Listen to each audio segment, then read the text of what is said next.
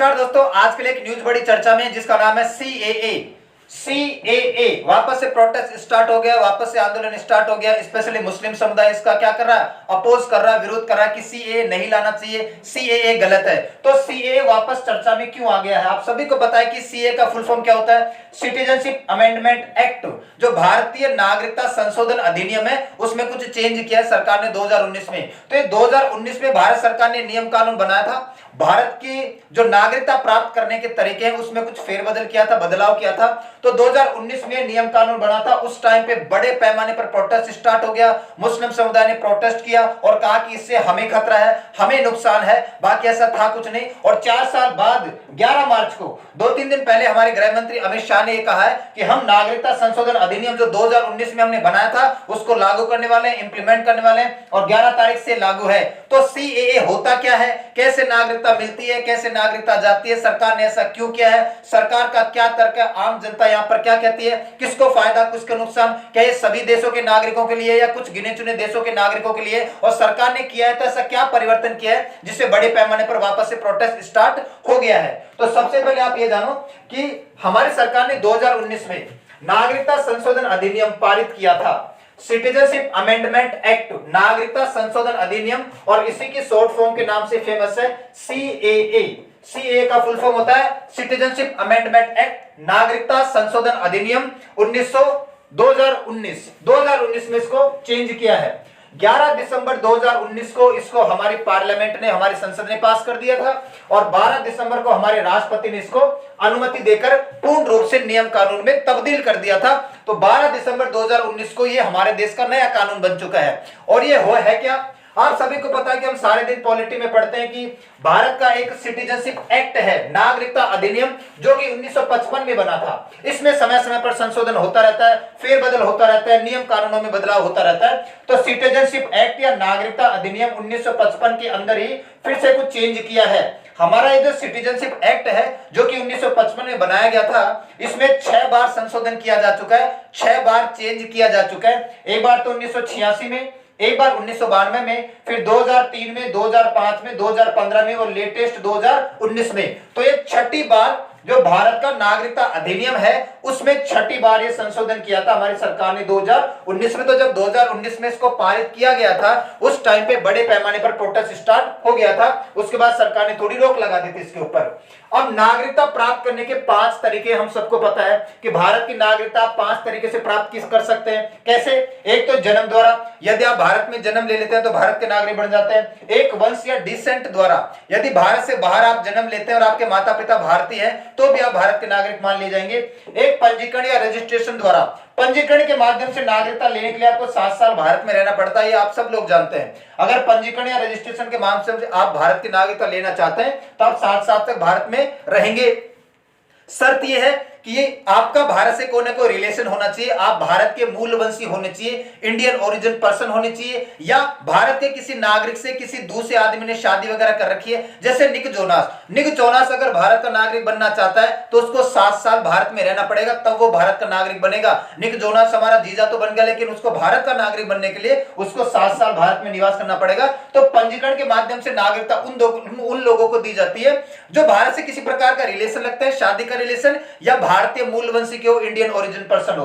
फिर एक होता है देशीयकरण, अगर किसी भी इंसान से हमारा कोई रिलेशन नहीं है, ना ही इंडियन ओरिजिन का है, ना ही हमारा मूलवंशी है और ना ही हमारा कोई रिश्ता नाता है उससे, तो उसको नागरिकता प्राप्त करने के लिए 11 साल भारत में रहना पड़ता था और 11 साल भारत में रहने के बाद वो अप्लाई कर सकता था और फिर 1 साल कंटिन्यू रहने के बाद 12 साल बाद उसको नागरिकता दे दी जाती थी। शुद्ध रूप से विदेशी है, पूर्ण रूप से विदेशी नागरिक है, हमसे कोई रिलेशन नहीं है, शादीवादी का कोई रिलेशन नहीं है, ना ही हमारा मूलवंशी इंडियन ओरिजिन का आदमी है, उसको भारत की नागरिकता लेने के लिए 11 साल तक भारत में निवास करना पड़ता था, रहना पड़ता था। 11 साल कंप्लीट होने के बाद वो अप्लाई कर देता था नागरिकता के लिए और फिर 1 साल और उसको रहना पड़ता था, 12 साल तक उसको रहना पड़ता था। इसी के अंदर हमारी सरकार ने चेंज किया है। और क्या चेंज किया है? आप सभी को पता है कि 3 हमारे पड़ोसी देश हैं, एक का नाम है अफगानिस्तान, एक का नाम है पाकिस्तान, एक का नाम है बांग्लादेश। तीनों के तीनों मुस्लिम देश है और मुस्लिम मेजोरिटी, मुस्लिम संख्या यहां पर बहुत ज्यादा, तो बाकी के जो समुदाय हैं उनके ऊपर अत्याचार, जुल्म, पीड़ा, उत्पीड़न, एक्सप्लॉइटेशन किया जाता है, इनको मारा जाता है, पीटा जाता है, बलात्कार किया जाता है, कहीं पर पकड़ के पीट दिया, मार दिया, कोई सुनवाई नहीं होती है। तो भाई ये जो तीन मुस्लिम देश है, यहां पर जो अन्य जातियां, अन्य धर्म के लोग हैं, जैसे हिंदू, जैन, बौद्ध, सिख, पारसी और ईसाई, मुस्लिम धर्म के अलावा जो गैर मुस्लिम लोग हैं, इन तीनों देशों से, इन्हीं के लिए है, ये तीन देशों के लिए कानून बना है कि इन तीन देशों से, अफगानिस्तान, पाकिस्तान और बांग्लादेश से, इन 6 समुदाय के लोग अगर भारत में आ जाते हैं, मतलब गैर मुस्लिम लोग भारत में आ जाएंगे, तो हम उनको नागरिकता दे देंगे। अब नियम क्या बनाया है? पहले आपको पता है कि 11 साल रहना पड़ता था, अप्लाई करने के बाद 1 साल रहना पड़ता था, 12 साल रहने के बाद नागरिकता दी जाती थी। अब इस 11 साल को घटाकर सरकार ने 5 साल कर दिया है कि 5 साल रहो, 5 साल रहने के बाद आप अप्लाई कर दो, अप्लाई करने के बाद 1 साल और रहोगे और 6 साल बाद आपको नागरिकता मिल जाएगी। तो इसी देशीकरण या नेचुरलाइजेशन के माध्यम से भारत की नागरिकता प्राप्त करने के तरीके में थोड़ा सा चेंज किया है। चेंज केवल 3 देशों के नागरिकों के लिए है, अफगानिस्तान, पाकिस्तान और बांग्लादेश, क्योंकि ये मुस्लिम मेजोरिटी वाले देश है और यहां पर गैर मुस्लिम लोगों के ऊपर, नॉन मुस्लिम्स लोगों के ऊपर जुल्म, उत्पीड़न, अत्याचार होता है। तो एकमात्र देश, एकमात्र हिंदू देश जो इस पूरी दुनिया में बचा है वो है भारत। नेपाल भी एक हिंदू राष्ट्र है, लेकिन नेपाल तो बहुत ही छोटा है, बहुत ही तुच्छ सा, मतलब बहुत ही छोटा है, बहुत ही अल्प देश है। ये इसको क्या पड़ी है किसी को बचाने की? हम एक बड़े देश से, रेस्पॉन्सिबल कंट्री, ये हमारा कर्तव्य है, हमारी जिम्मेदारी है कि जो भी नॉन मुस्लिम्स हैं और हमारे इन धर्मों से बिलोंग करते हैं, हम उनको संरक्षण दे, प्रोटेक्शन प्रदान करें और ये हमारे देश में आके रहना चाहते हैं तो रह सकते हैं। तो इन 3 देशों से, अफगानिस्तान, पाकिस्तान, बांग्लादेश से अगर गैर मुस्लिम लोग, इन 6 समुदाय के लोग भारत में आ जाते हैं तो हम उनको 6 साल के अंदर अंदर नागरिकता दे देंगे।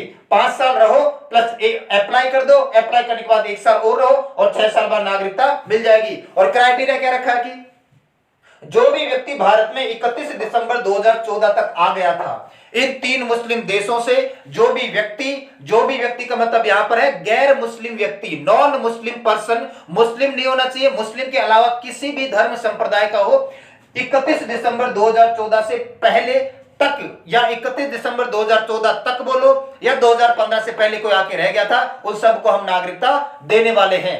तो 3 देश, 6 समुदाय और 31 दिसंबर 2014 से पहले आके कोई रहने लग गया था तो उनको केवल 5 साल रहना है। 5 साल रहने के बाद अप्लाई कर दे और 6वें साल उनको नागरिकता दे दी जाएगी। इसी बात का प्रोटेस्ट किया जा रहा है, स्पेशली मुस्लिम समुदाय के अलावा, कि देखो भाई ये जो 3 देश है, यहां से मुस्लिम लोग आएंगे और इनसे फिर हमें इनसिक्योरिटी होगी, क्योंकि हम पहले संख्या में बहुत ज्यादा है। तो ये लोग अगर हमारे देश में आएंगे तो फिर इनका भी कुछ जुगाड़ करेगी सरकार, रोजगार में इनको देगी, है ना, स्कूल कॉलेज में एडमिशन देगी, तो हमारा इससे नुकसान होगा। ऐसा कुछ भी नहीं है। जिसको पढ़ना लिखना होता है, आगे बढ़ना होता है, वो बढ़ ही जाता है। ये तो फालतू की बकवास होती है कि वो लोग आएंगे तो हमारा नुकसान हो जाएगा, हमें स्कूल कॉलेज में एडमिशन नहीं मिलेगा, हमें रोजगार नहीं मिलेगा। ऐसा कुछ भी नहीं है। देश की आबादी बहुत ज्यादा है तो इससे कोई फर्क नहीं पड़ेगा। और 11 मार्च से हमारे देश में नागरिकता संशोधन अधिनियम 2019 को लागू कर दिया गया है।